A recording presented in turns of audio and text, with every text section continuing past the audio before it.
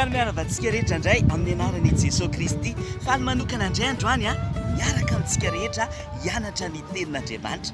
Tamin'ny farantsika nianatra hoe firy taona kay ny olona no afaka mahafantatra ny tsara sy ny ratsy. Ie, dia tao anatin'izay tsika no nianatra an'ilay zazalahy kely 9 taona Josiny anarany 9 taona izy dia efa tonga mpanjaka hoa, kanefa izy dia tena nahafantatra ny tsara sy ny ratsy, mahay manavaka tsara sy ny ratsy, mahay misafidy ny tsara sy ny ratsy.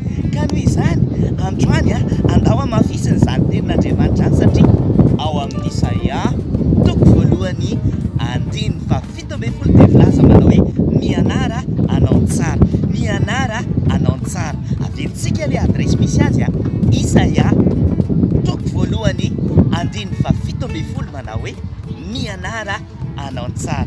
Andriamanitra mampianatra antsika ary milaza antsika an'izany teny izany hoe mianara anao tsara, izany hoe itsika rehetrarehetra zany dia tokony mianatra anao tsara, fianarana manao tsara satria fantatsika fa misy zavatra be dia be eto ambony tany lasa tsy mifanaraka amin'ny tokony ho izy tsony amin'izao fotoana izao zavatra ratsy lazain'ny olona hoe tsara indray amin'izao fotoana izao, dia ny olona manao tsara lazain'ny olona hoe tena ratsy mihitsy ny zavatra ataon'ireny olona ireny. Dia mila mianantsika hanao tsara manomboka amin'izao fotoana izao, mianara anao tsara ho zisa tenin'Andriamanitra. Dia indrindra mety misy amin'izao fotoana izao olon-dehibe fa mety mbola tsy mahay manavaka ny tsara sy ny ratsy hoe inona kay ny tsara tokony atao dia inona ratsy tsy tokony atao.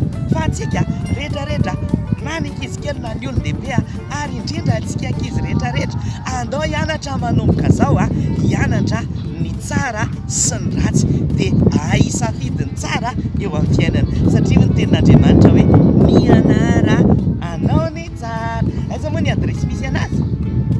Isaia 17:17. Mino fa zany tenin'Andriamanitra zany dia hoenarantsika reo ataontsika fiainana indray manomboka androany andao hitsika rehetrarehetra na ny olon-dehibe na ny ankizy samy mianatra anao tsara dia hisafidy ny tsara eo amin'ny fiainana. Mino fa nahafinaritra anao ny fotoana kely ny rahantsika tandroany dia ahafahantsika koa mianatra zavatra tsara tahian'Andriamanitra daholo.